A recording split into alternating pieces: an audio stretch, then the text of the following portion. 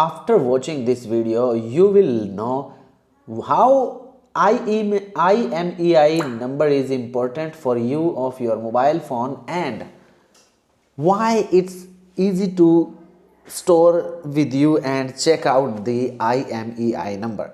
I'm Gogi from Helper How to Do It, and today we're gonna let you know that if you don't have IMEI number screenshot and emailed on your email or you have taken printout, then it will be very bad for you one day. So let's begin the video. First of all, I'm gonna let you know that how to check the IMEI number on your mobile phone. Just go to dialer, type *#06 and hash, and after just pressing hash you will check out the IMEI number has been given over here.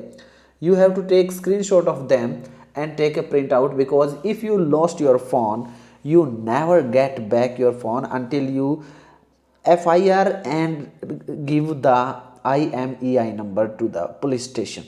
So that's the way. Share this video so that your friends also know this importance, and if you like this video, don't forget to like, share with your family and friends. Don't forget to subscribe and hit bell icon for more videos like this.